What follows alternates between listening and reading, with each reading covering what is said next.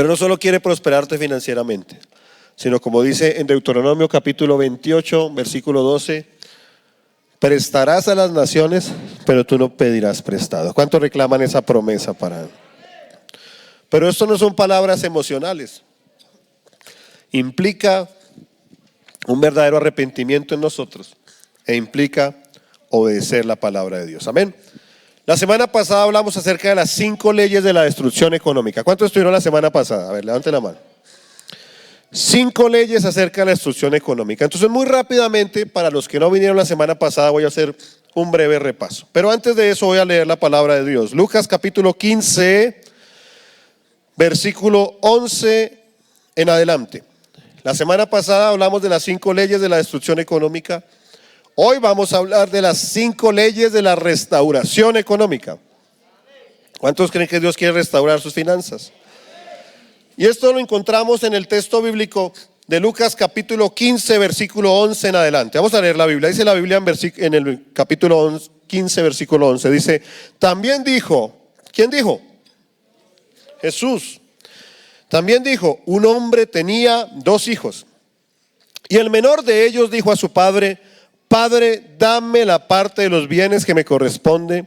Y le repartió los bienes. No muchos días después, juntándolo todo, el hijo menor se fue lejos a una provincia apartada y allí desperdició todos sus bienes y vivió perdidamente. Versículo 14. Y cuando todo lo hubo malgastado, vino una gran hambre en aquella provincia y comenzó a faltarle. Versículo 15 dice, y fue y se arrimó a uno de los ciudadanos de aquella tierra, el cual le envió a su hacienda para que apacentase cerdos. Y deseaba llenar su vientre de las algarrobas que comían los cerdos, pero nadie le daba. Y volviendo en sí dijo, ¿cuántos jornaleros en la casa de mi padre tienen abundancia de pan?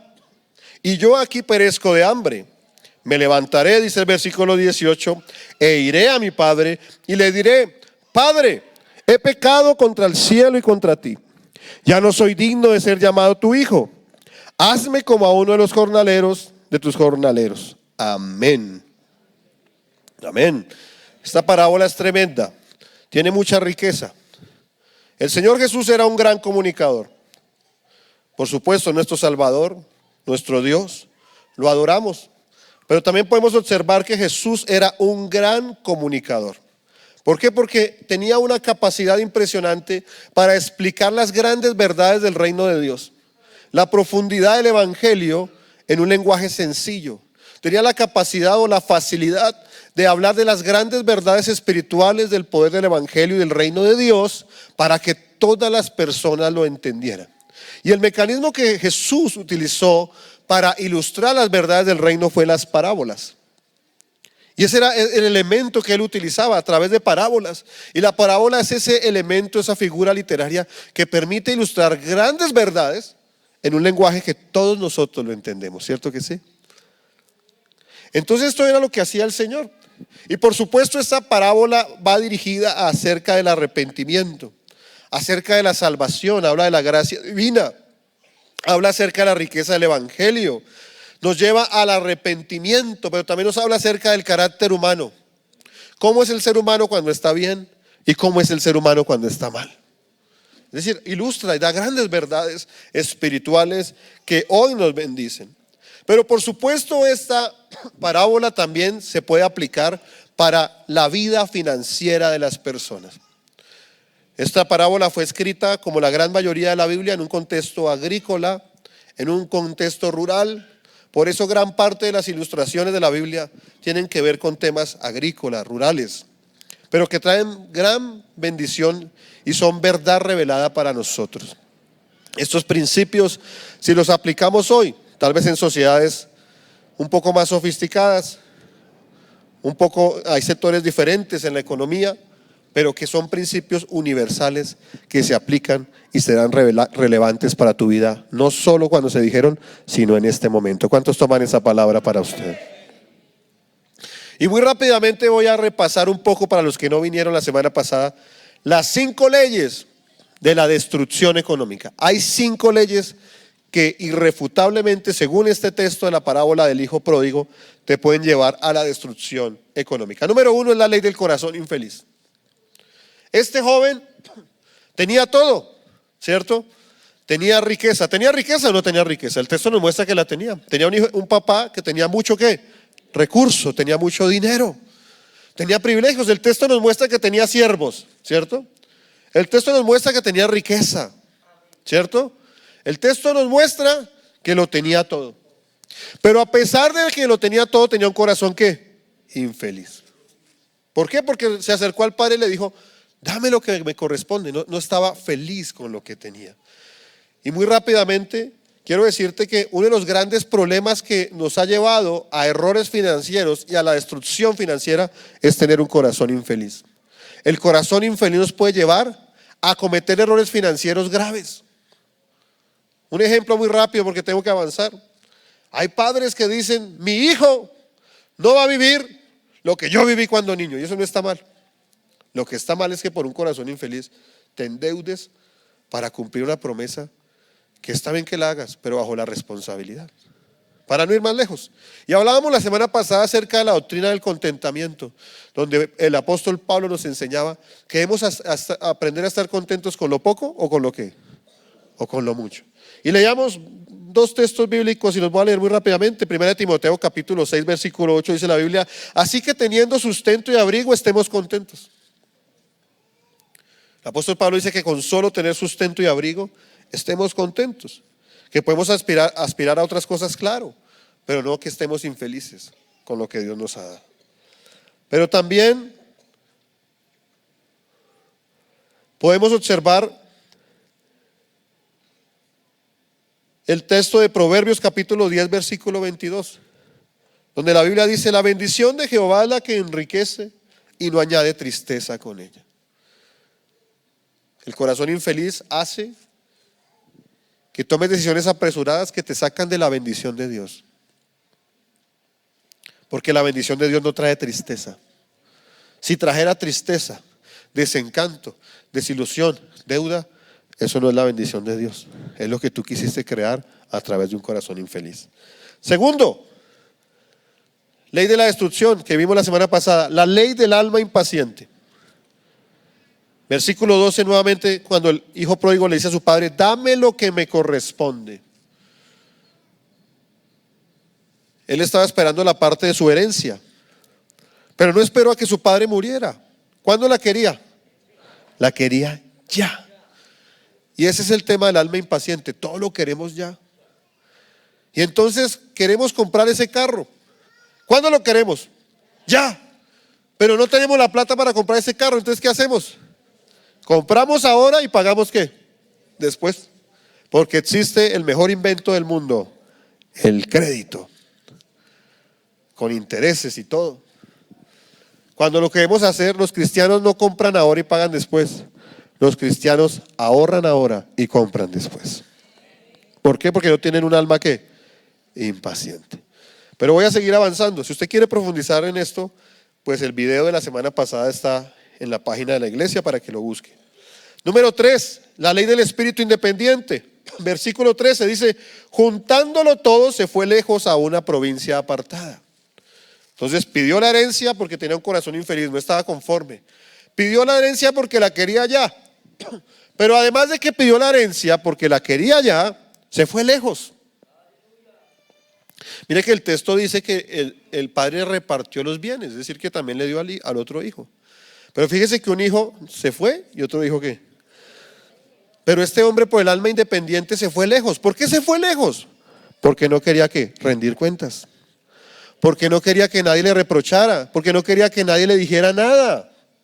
Pero tal vez en ese muchacho, cuando, bueno, la Biblia no dice que era un muchacho, pero cuando este joven o este hombre o el hijo estaba derrochando y malgastando el dinero, si hubiera estado cerca algún amigo, un conocido, le hubiera dicho: oiga, sinvergüenza, deje de derrochar la plata que su papá con tanto esfuerzo construyó y que usted la está destruyendo. Al muchacho, al joven le hubiera gustado o no le hubiera gustado. Al hijo pródigo le hubiera gustado o no le hubiera gustado. No le hubiera gustado, pero hubiera sido lo mejor que alguien le hubiera dicho. Tal vez ese joven o el hijo pródigo podía comprar una parcela cerca de la casa de su padre. Su padre le iba a prestar los siervos para que le ayudaran a labrar la tierra, se los iba a prestar. ¿Su padre le prestaría la maquinaria o las herramientas para esa época? Se las prestaría. Pero no, él prefirió irse ¿qué? Lejos. Y el alma independiente es uno de los elementos que nos lleva a la destrucción económica. Es importante que las parejas rindan cuentas entre ustedes de los gastos que hacen. Pidamos ayuda cuando tenemos dificultades económicas, no para que alguien nos las solucione, sino para tener un consejo. Aceptemos el consejo, porque cuando no nos gusta, pues no le ponemos cuidado al consejo, no. No tengamos un alma que independiente. La destrucción económica lleva a esto. Dice Eclesiastés capítulo 4, versículo 9, dice: mejores son dos que uno, porque tienen mejor paga de su trabajo. Porque si cayere en el uno, levantará a su compañero. Pero hay del solo que cuando cayere, no habrá segundo que lo levante. También si dos durmieren juntos, se calentarán mutuamente se calentarán mutuamente. Mas ¿cómo se calentará el solo? Y si alguno prevaleciere contra uno, dos le resistirán, y cordón de tres dobleces no se rompe pronto. La independencia hace mucho daño en la destrucción económica. Número 4, la ley de la mente desorganizada, el desorden. Dios bendice en el orden, no en el desorden. Dice en el versículo 3, se fue lejos y allí vivió perdidamente, es decir, desordenadamente. Y mirábamos la semana pasada en el Génesis capítulo 1, cuando la Biblia dice que la tierra estaba ¿qué? Desordenada y vacía. Algo bonito de ese texto es que el Espíritu Santo entra en acción. Y cuando el Espíritu Santo entra, y Dios y los miembros de la Trinidad operan en la creación. Dice Dios, hágase la luz. Dice Dios, sepárese las aguas de la tierra. Y empieza a traer ¿qué? Orden. Y entonces del desorden, de los primeros versículos, pasamos a que Dios mismo dijo que la creación era buena ¿en qué? En gran manera. El orden trae bendición. Es decir, que eso nos debe llevar a tener presupuestos. ¿Cuántos manejan presupuestos aquí? ¿Tienen un presupuesto, una tabla Excel? Si no tiene una tabla Excel, bueno, una hoja. Mire, muy pocos. Hay que hacer un tema de control de gastos. Vamos a hablar de eso más adelante. Pero uno de los elementos que nos lleva a la destrucción económica es la ley de la mente desorganizada. Y por último, la ley de la siembra y la cosecha. Lo que tú siembras vas a cosechar. No esperes que si siembras desorden, que si siembras un corazón infeliz, así como el hijo pródigo. Mira, el hijo pródigo sembró ¿qué? ¿Qué sembró el hijo pródigo? El hijo pródigo sembró en un corazón infeliz. El hijo pródigo sembró en un alma independiente, una mente desorganizada, y como consecuencia de sembrar en todo esto, él terminó cosechando su destrucción económica. Lo que tú siembras y lo que yo siembro, cosecharemos. Dice la Biblia, no os engañéis, Dios no puede ser burlado. Todo lo que el hombre sembrare, ¿qué pasa con eso? Cosechará.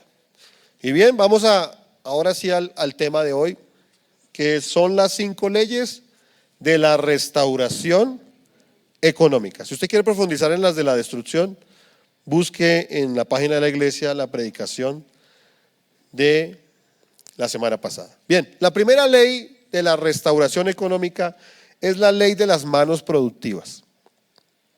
La ley de las manos productivas. Mire lo que dice el versículo 15 del mismo texto base que estamos leyendo en Lucas capítulo 15.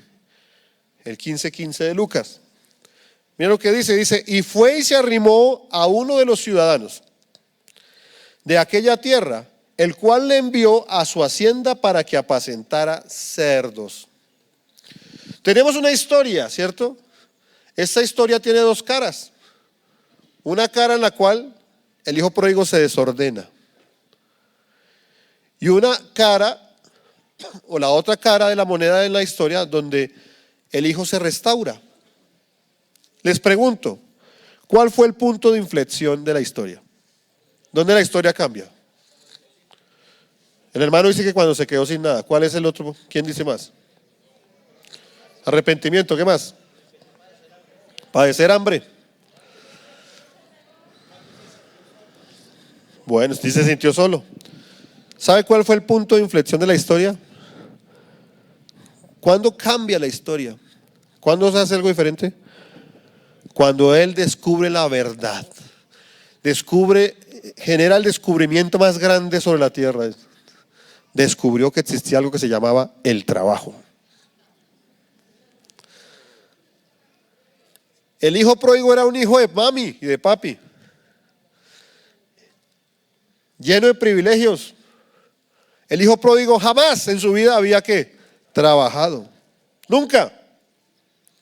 Nunca.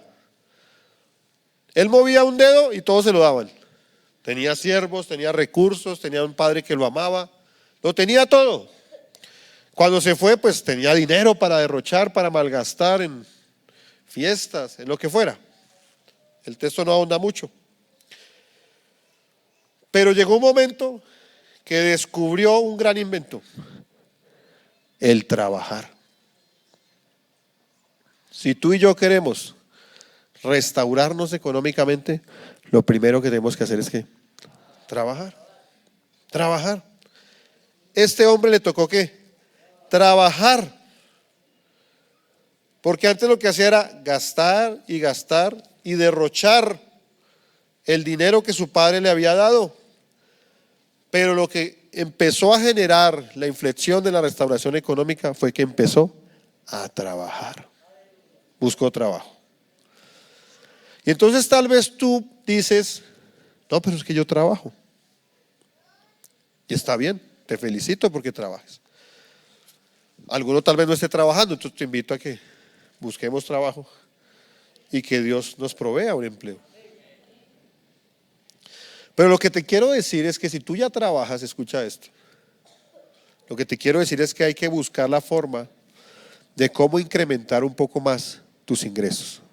Hay que aumentar los ingresos. Y yo quiero que bajo la sabiduría del Espíritu Santo y a la luz de la palabra analicemos esto. Yo no te estoy diciendo, escucha esto, no te estoy diciendo que entonces ahora destruyas tu familia por trabajar más. Eso no te lo estoy diciendo. No te estoy diciendo que ahora entonces consigas 3 trabajos, ya antes trabajabas 8 horas, ahora vas a trabajar 17 horas. No te estoy diciendo eso. No te estoy diciendo que destruyas tu familia, ni dejes de servirle al Señor. Espero que entendamos por el Espíritu Santo lo que les quiero decir. Pero sí, lo que te quiero decir es que oremos al Señor que nos dé sabiduría de qué podemos hacer. Mi padre me estaba enseñando algo esta semana y me decía que nosotros debemos hacer con lo que tenemos o con lo que Dios nos ha dado. Con el aceite, con la unción que Dios nos ha dado, debemos hacer algo. Pero no debemos hacer lo que tenemos que hacer, lo debemos hacer con lo que tenemos, no con lo que no tenemos. ¿Qué es lo que te quiero decir con esto? Que Dios te va a guiar a ti, tal vez ya te está guiando, pero te va a guiar a cómo tú generas ingresos diferentes al que ya tienes. Salomón tenía 7 ingresos diferentes. Te pongo un ejemplo que lo daba en el primer culto. A mi esposa hay una señora que le arregla las uñas y lo hace a domicilio. Y entonces esta señora le contó a mi esposa, y ella me contó a mí, que esta muchacha es una muchacha joven, tiene una niña pequeña, parecida a Ana María, mi hija. Esta muchacha antes de la pandemia trabajaba en un restaurante. Y entonces en la pandemia, ¿qué pasó? Confinamiento. Al haber confinamiento se cerró el restaurante. Al cerrarse el restaurante pues no había ventas, por consiguiente el restaurante se quebró. ¿Y qué hizo? Pues despidió a todos los trabajadores. Es decir, en conclusión, esta muchacha se quedó sin ¿qué? Se quedó sin trabajo. Y entonces mire tremendo esto, a mí me dejó asombrado. Esta muchacha encerrada y sin trabajo, como muchos millones de colombianos que sufrieron de esto. ¿Sabe qué hizo? Por YouTube aprendió a pintar uñas. No sabía pintar uñas. Nadie le enseñó. Con un video, un tutorial, aprendió. Oiga, y yo miro esas uñas, le hace como florecitas en relieve. Yo digo, ¿y esta señora aprendió a hacer eso viendo videos? Pues sí. Y ya la señora trabaja a domicilio y gana 3 veces más de lo que ganaba en el restaurante. Vamos a hacer lo que podemos hacer con lo que Dios nos ha dado en nuestras manos. Esta es una palabra rema que Dios le dio al pastor. Y es una palabra para nosotros como iglesia. Como iglesia en todas las áreas. Vamos a hacer lo que tenemos que hacer para Dios con lo que tenemos en las manos.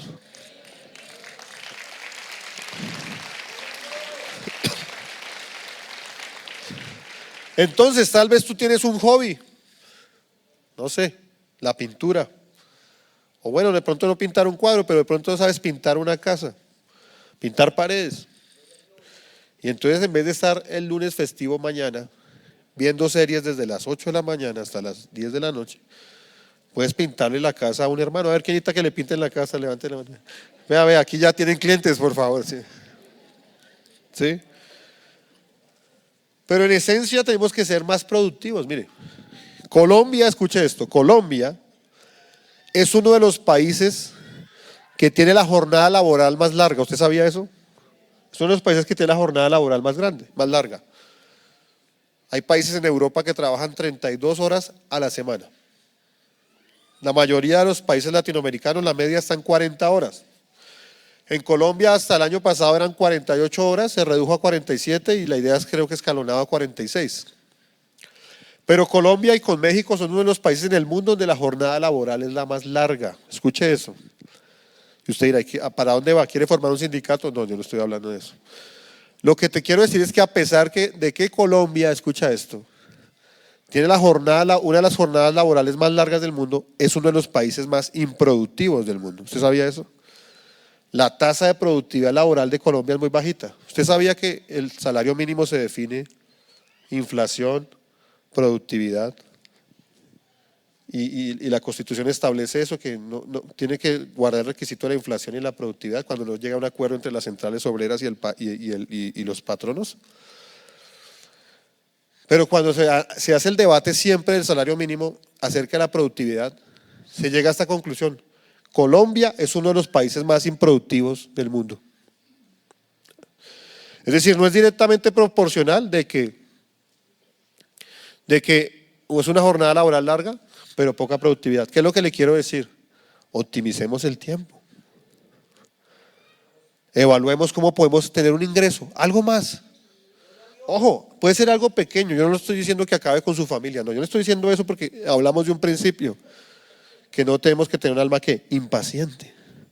Pero un pequeño ingreso que Dios le va a guiar, algo Dios lo va a llevar a hacer, a dar una conferencia, a dar clase en una universidad, a pintar unas uñas, a pintar unas paredes. No sé qué Dios lo va a llevar a hacer, pero usted tiene que empezar a ver la forma, por la obra del Espíritu Santo, de diversificar los ingresos. No dependa solo de un salario, de un trabajo. ¿Estamos hasta ahí? Entonces es muy importante, busquemos la forma de cómo incrementamos un poquito más nuestros ingresos. Miren lo que dice Proverbios capítulo 10, versículo 4. Proverbios capítulo 10, versículo 4. La mano negligente empobrece. La mano negligente empobrece. Mas la mano de los diligentes enriquece. El que recoge en el verano es hombre entendido. El que duerme en el tiempo de la siega es hijo que avergüenza. Proverbios capítulo 12, versículo 24. Proverbios capítulo 12, versículo 24, lo voy a leer en la Nueva Biblia de las Américas. La mano de los diligentes gobernará, pero la indolencia será sujeta a trabajos forzados. La mano diligente genera gobierno, autoridad, influencia. Mas la mano negligente genera esclavitud. Proverbios capítulo 12, versículo 27, en la versión lenguaje actual. Proverbios capítulo 12, versículo 27 dice la Biblia: el perezoso se queda sin comida, el trabajador la tiene ¿en qué? En abundancia. Mire, les voy a dar, no es mío la palabra, lo que dice la Biblia de cómo ser rico y cómo salir de la pobreza. Génesis capítulo 2, versículo 15. Génesis capítulo 2, versículo 15. Dice: Tomó pues Jehová Dios al hombre y lo puso en el huerto del Edén. ¿Para qué? ¿Para lo qué? Lo labrase. ¿Qué más? Y lo guardase. Son los dos principios bíblicos para generar riqueza. Bueno, y hay otros más. Dar para la obra del Señor. Pero aquí hay dos principios. Uno, labrar, es decir, trabajar. Es decir, les acabo de decir, busquemos la forma de incrementar nuestros ingresos. Es importante incrementar los ingresos. O sea, es parte fundamental. Pero Dios le va a dar la gracia, la sabiduría. Recuerde, la bendición de Jehová es la que enriquece y no añade que. No puede ser que por incrementar los ingresos pierda la familia, la bendición de Dios, el ministerio. No, no le estoy diciendo eso. Es la bendición de Dios. Dios le va a hablar, le va a guiar. Y usted es un hombre, una mujer espiritual y Dios les va a hablar. Pero hay dos principios. Claro, hay que trabajar. Y el que está trabajando aumente los ingresos. Pero segundo, administrar. De nada nos sirve ganar mucho si no administramos. Hay gente que gana mucho, pero tal vez usted tiene más libertad financiera que ese que gana mucho. Y tal vez usted gana un mínimo. Yo conozco gente de esta iglesia que ganando un mínimo toda la vida construyeron casa. Tienen casa que arriendan. Y uno los ve y gente, y hay unos que tienen una cantidad y no tienen ni una casa. Ahora no estoy diciendo que tiene que tener una casa, no me vaya a malinterpretar. Pero le estoy dando un ejemplo de la buena administración. Porque si usted no administra, eso se vuelve como un barril sin fondo. De nada le sirve que usted aumente y aumente los ingresos si usted no hace una excelente ¿qué? Administración. Una buena ¿qué? Administración. Muy importante eso. La buena administración y el aumento de los ingresos. Proverbios capítulo 13, versículo 4 dice: el alma del perezoso desea y no alcanza, mas el alma de los diligentes será ¿qué? Prosperada. Número 2, la ley del corazón humilde. Entonces dijimos que la primera ley para la restauración económica es la ley de las manos ¿qué? Productivas. Debemos ser productivos. Pero número 2, la otra ley para la restauración económica es la ley del corazón ¿qué? Humilde. Y aquí hay 3 versículos tremendos. Versículo 16, 19 y 21 y sus complementos del capítulo 15 de Lucas, del Evangelio de Lucas. Dice el versículo 16: y deseaba llenar su vientre de las algarrobas que comían los cerdos, pero nadie le daba. Proceso de humillación tremendo. 19, 18, cuando reflexiona, dice: Padre, he pecado contra el cielo y contra ti. Ya no soy digno de ser llamado tu hijo. Hazme como uno de sus jornaleros. Es decir, le tocó que humillarse ante quién, ante el Padre, a pedirle perdón. Versículo 21 dice la Biblia: y el hijo le dijo al padre: he pecado contra ti, contra el cielo y contra ti, y ya no soy digno de ser tu hijo. Es decir, vemos un cambio en el joven. Vemos un cambio en el hijo, ¿verdad? El hijo pródigo. Hubo una reflexión, hubo un arrepentimiento, pero eso es tema de más adelante. Pero lo que le quiero decir es que hubo un corazón que humilde. Y más, le tocó humillarse. Le tocó ser humilde. Le tocó ir a trabajar en un trabajo indigno. Bueno, ningún trabajo es indigno. Lo que le quiero decir es que para la cultura judía, lo más despreciable era trabajar con cerdos o cuidar cerdos. Es como para hoy, todo trabajo es digno, respetable, valioso, todo trabajo legal. Es digno, respetable, valioso, honroso. Pero es algo más o menos parecido como hoy limpiar alcantarillas, limpiar cloacas. Más o menos era eso en ese momento. Pero para poder hacer eso le tocó ser ¿qué? Humilde. Uno de los elementos de la restauración económica es ser humilde. Nos toca ser humildes. Mire,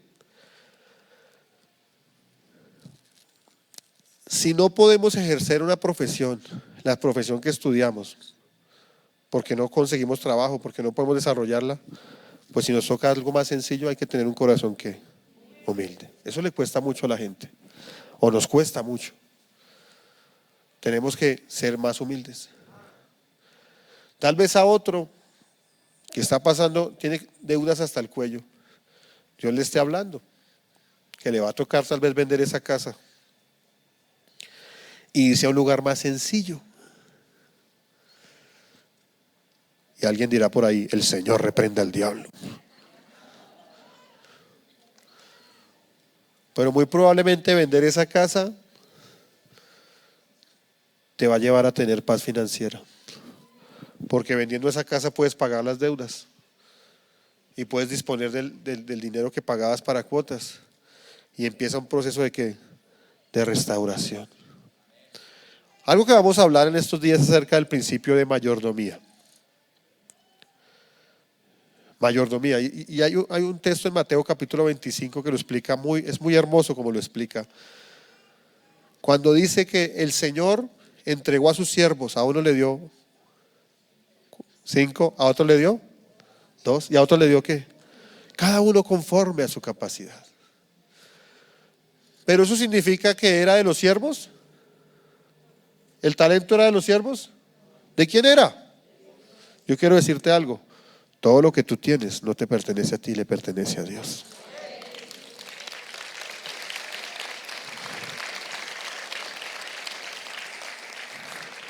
Pero eso es muy bonito aplaudirlo y muy difícil vivirlo.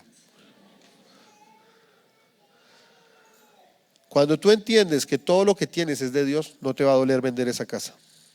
Porque no es tuya, es de quién. No tienes un apego emocional con los bienes, no lo tienes.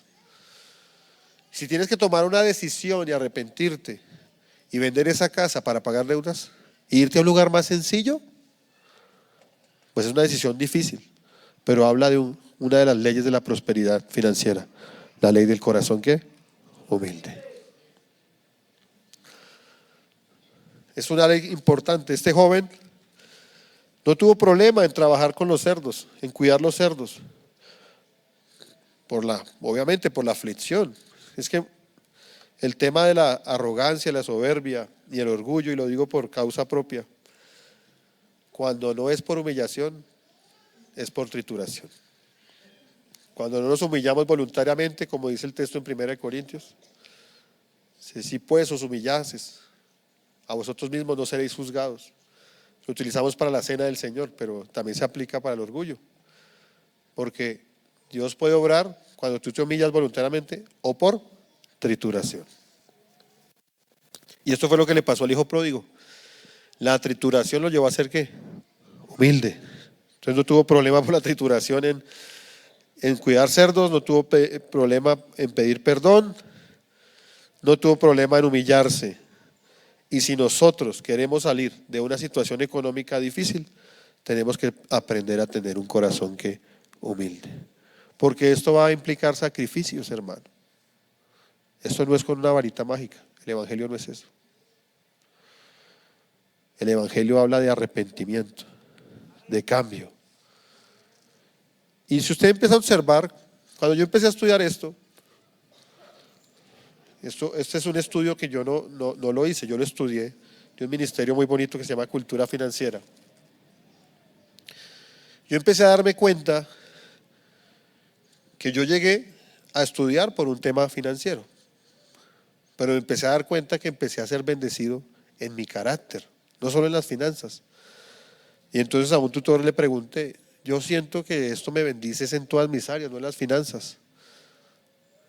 Y entonces este hombre me dice, porque las finanzas es un tema del corazón. ¿Quieres ser bendecido? Dios tiene que hacer cambios en tu corazón. Y eso habla de un corazón ¿qué? Humilde. Un corazón humilde, un corazón sencillo, que nos va a permitir hacer sacrificios. Es decir, que debemos salir de la adolescencia colectiva. Esta es una sociedad adolescente colectiva. Y ponernos los pantalones y comenzar a hacer sacrificios y tomar decisiones para poder salir de la crisis financiera. ¿Cuántos dicen amén? Entonces yo le hago una pregunta. No me la respondas, allá usted sabrá. ¿Cuál es el sacrificio que vas a tener que hacer para sanarte financieramente? Hay que hacer sacrificios. A algunos les va a tocar meter las tarjetas de crédito en el horno microondas durante 5 minutos a 200 grados centígrados. Bueno, no sé. Tercera ley de la restauración económica, la ley del alma arrepentida. ¿La ley de qué? Dice el versículo 17, volviendo en sí, dijo. Algunos dijeron, ¿cuál fue el punto de la inflexión? Algunos dijeron cuando reflexionó. Y esto habla de una ley muy importante, la ley del alma arrepentida. Dice la Biblia, volviendo en sí, dijo. Y ahí empezó a pensar cuántos jornaleros hay en la casa, mi padre, y tienen mejor comida que yo, bueno, en fin. Pero lo que te quiero decir es que debe haber un verdadero arrepentimiento en nosotros. ¿Por qué? Mire, porque es posible que tú empieces a vivir estos principios y créeme que Dios bendice su palabra. Y tú vas a ver milagros. Mire, yo los he visto. Empecé a ver estos principios y Dios empezó a abrir puertas, a aumentar ingresos, a llegar muchas cosas. Y he visto milagros. Con mi esposa reflexionamos de milagros tan tremendos que Dios ha hecho. Pero yo te quiero decir algo y lo digo para mí mismo, porque lo reflexiono para mí. Debe haber un verdadero arrepentimiento, escucha esto. Porque puede ser que tú empieces a vivir los principios y Dios te bendiga, te haga libre de las deudas, que es la primera etapa. Pero una vez tú sales de las deudas, empiezas a cometer los mismos errores del pasado. Se te olvida. ¿Sí me va a entender? Y entonces vuelves al mismo lugar en el que estabas o peor. ¿Por qué? Porque falta ¿qué? Arrepentimiento. ¿Sí me va a entender? Pero también hay otra cosa, mire, escuche esto. Nos debe llevar a reflexionar, dentro del arrepentimiento debemos reflexionar cuáles son los problemas que como consecuencia nos han generado dificultades económicas. O sea, me hago entender, mire, el 70-80% de nuestros problemas económicos son a consecuencia de otros problemas. Es decir, debemos mirar las raíces de por qué hemos llegado donde hemos llegado. ¿Por qué llegamos al nivel de deuda que llegamos? ¿Cuáles son los verdaderos problemas? Y tal vez nos podemos empezar a dar cuenta que son problemas de orden, por ejemplo, que nos falta más orden. ¿Sí me hago entender? O no, somos impacientes, nos falta paciencia. O son problemas de madurez. O son problemas de comunicación. O son problemas de liderazgo en el hogar. O son problemas de cómo está estructurado el hogar. O cómo están estructuradas las finanzas. O es un problema de humildad. O son problemas de vacíos del pasado. Muchos de los problemas financieros es porque muchos de nosotros, bueno, muchas de las personas tuvieron infancias muy difíciles, de mucha necesidad. Y al vivir tanta necesidad dijeron en un momento, yo no puedo, o sea, mis hijos no pueden pasar esto, y como sea, y entonces no es que esté mal, no estoy diciendo que eso esté mal, pero no puede ser a costa del desorden y la libertad financiera, o el orden y la libertad financiera de ustedes, o mía. No sé si me hago entender. Hay que evaluar. Y esto en todas las áreas es así. Hay que mirar cuál es la razón por la cual he tenido esa dificultad económica y empezar a arrepentirme de todo corazón. Porque estos problemas se van acumulando y crean otros problemas que son los problemas económicos. Y debemos identificar cuáles son las causas de raíz que nos han llevado al problema económico y resolver en esencia los problemas que nos han llevado a la destrucción económica. Aquí surge otra pregunta para que se la haga cuando salga en la sala después de ir a almorzar. Se siente, o si son casados, se sienten los dos, si son solteros, se siente usted y mire, ¿de qué me tengo que arrepentir? ¿De qué nos tenemos de qué arrepentir. Aquí no se trata de echarle la culpa al gobierno, a la economía, a la inflación, al precio del dólar, a Maduro, a Petro, a Uribe, a la mamá, al papá.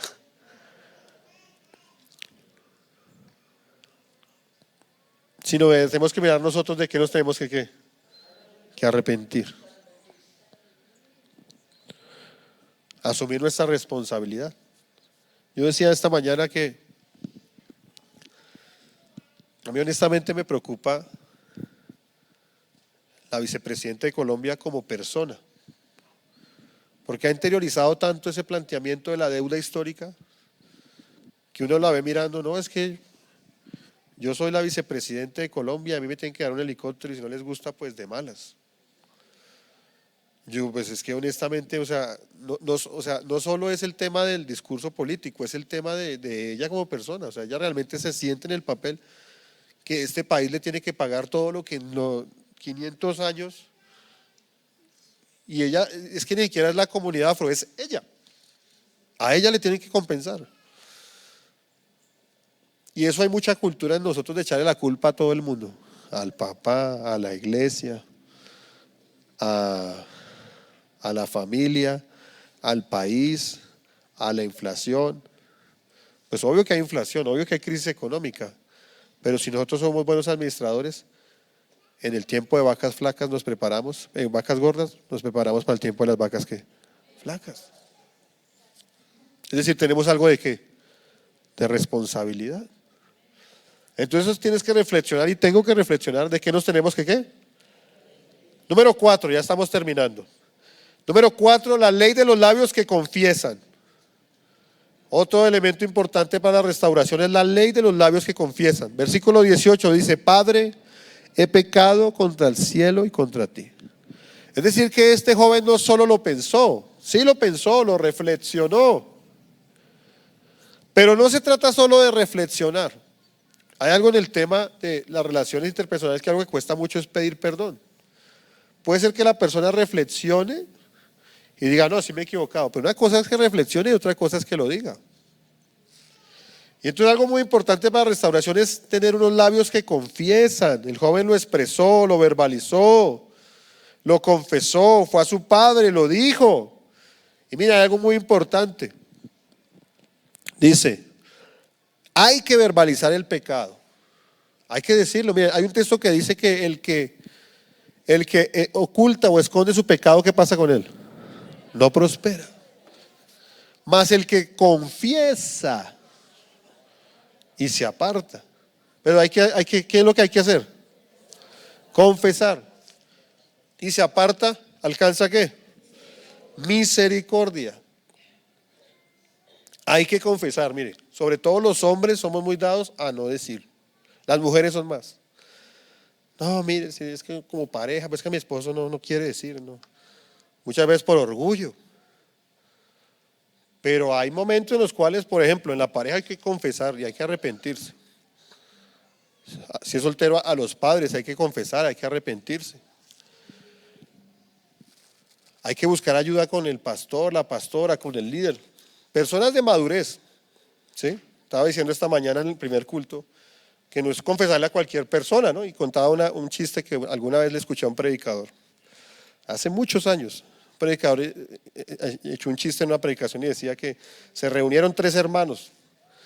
Decían, hermanos, vamos a reunir para ayudarnos a confesar nuestro pecado entre nosotros y a orar por nosotros. A ver, empiece usted. Y el primero, no, hermano, yo tengo un problema muy grave con las mujeres. Yo no puedo ver una mujer porque empiezo a temblar, decía el hermano. El hombre, luchando, bueno. El segundo dijo, no, hermano, yo tengo un problema muy grande que es con el alcohol, dijo. Y yo no puedo ver una cerveza porque me emborracho, hermanos. Y entonces sale el tercero y dice, hermano, yo quiero confesarles que mi pecado es el chisme y ya le voy a contar todo al pastor. Entonces, hay que buscar al líder, al pastor, al cónyuge, al padre de familia, para confesar que uno se ha equivocado, que ha pecado, que ha cometido errores. Porque un elemento muy importante es el confesar, es verbalizar. Cuando nosotros confesamos, verbalizamos con personas de madurez espiritual, de autoridad espiritual, pues la gente empieza a entender nuestra situación. La gente empieza a solidarizarse.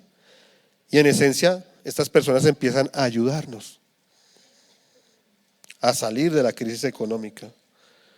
Y algo muy importante en la confesión nos hace libres. No es solo arrepentirnos, también es confesar. Miren lo que dice Romanos capítulo 10, versículo 8. Dice, más que dice, cerca de ti está la palabra en tu boca y en tu corazón.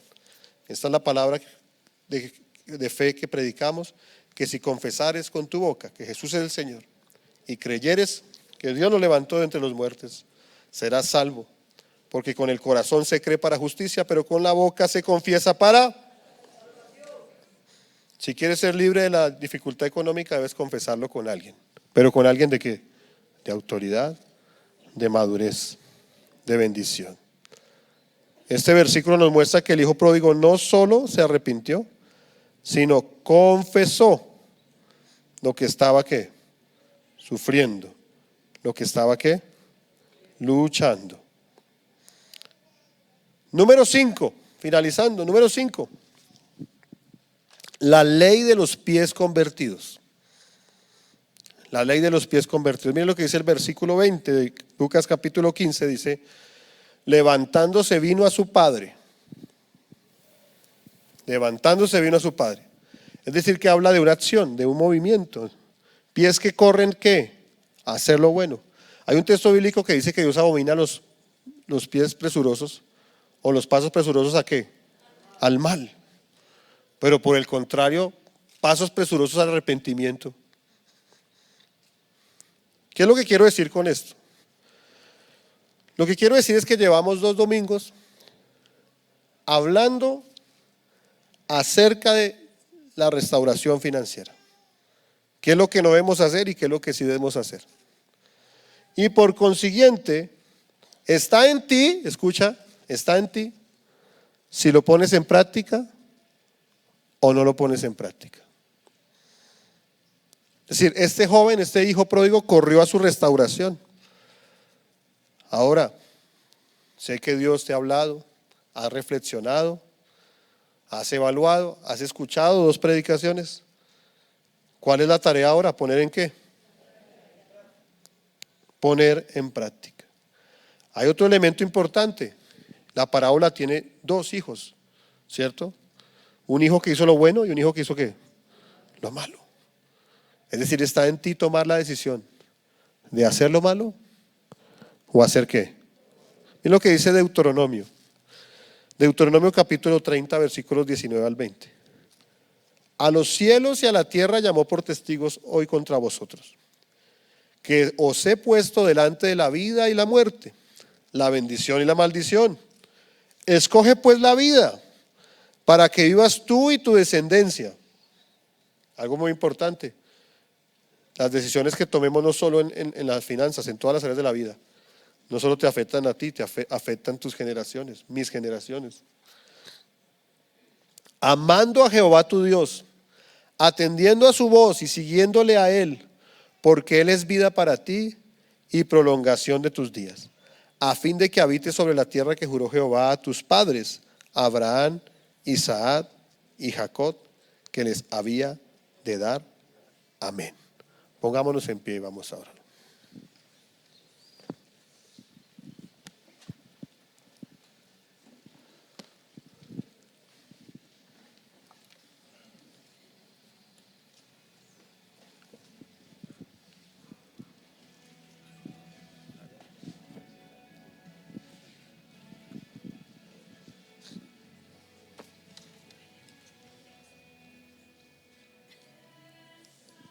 Incline su rostro por un momento y levante sus manos y adoremos al Señor con esta adoración que está sonando en este momento.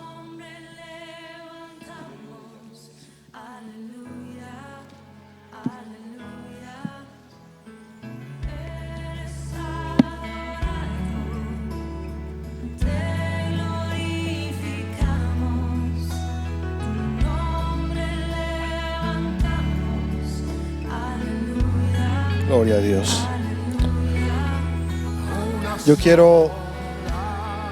quiero orar por este pueblo y declarar su palabra. No mi palabra, su palabra. Que dice la Biblia que ustedes no pedirán más prestado y por el contrario prestarán a las naciones. Esos textos son muy bonitos, son emocionantes y muchas veces se usan para llegar a las emociones de la gente. Pero si usted observa, el texto habla de los principios de la obediencia y habla de la bendición y la maldición. Y esta es una promesa para el que obedece, no para el que desobedece. Es decir, que nos debe llevar a un profundo ¿qué?